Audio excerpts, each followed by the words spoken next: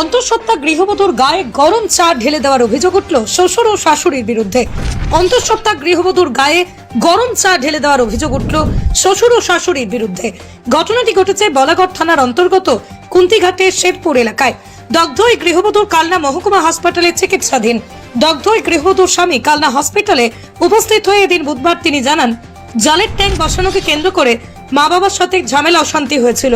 আজ সকালে চায়ের দোকানে চা করার সময় আচমকাই তার বাবা এসে তার অন্তঃসত্ত্বা স্ত্রীর গায়ে গরম চা ঢেলে দেয় বলে অভিযোগ। তার স্ত্রীর পেটে এবং হাতের একটা অংশ পুড়ে যায়। প্রথমে স্থানীয় হসপিটালে, সেখান থেকে কালনা হসপিটালে নিয়ে আসা হয় চিকিৎসার জন্য। জানা গিয়েছে দগ্ধ ওই গৃহবধূর নাম পায়েল মালো, বর্তমানে কালনা হাসপাতালে চিকিৎসাধীন তিনি।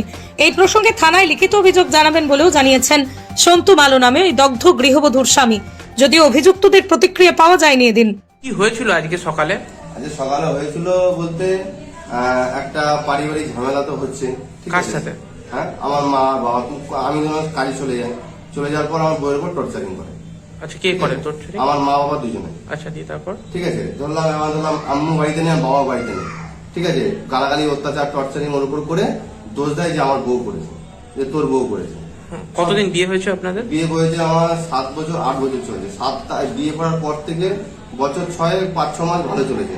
তারপর থেকে এরকম করছে। আগেও আমার মেয়ে পেটে থাকতে আমার বউয়ের মেরে, যখন 6-7 মাস ছিল তখন আমার বউয়ের মাথা ফাটিয়ে দিয়েছে মেরে। ঠিক আছে, চর মেরেছে, ঘা ধাক্কাতে পারে, তবু আমি কোনো স্টেপ নিইনি স্যার। এই কারণে নিইনি কেন আমার মা বাবা।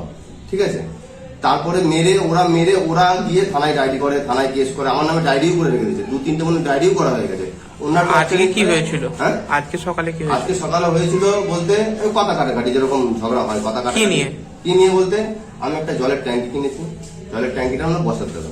আমি তোমাকে বসাই, আমি তারপর তুমি দেখবে।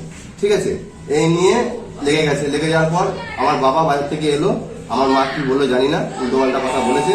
আর গালাগালি কিস্তি খাওয়ানো তো আছেই, ও রোজ লেগেই থাকে, রোজ গালাগালি কিস্তি খাওয়ানো দেয়।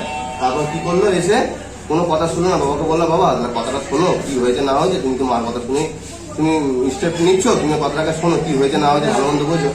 শোনো না, হ্যাঁ বললো, আমি সব ভেঙে চুরে দেবো।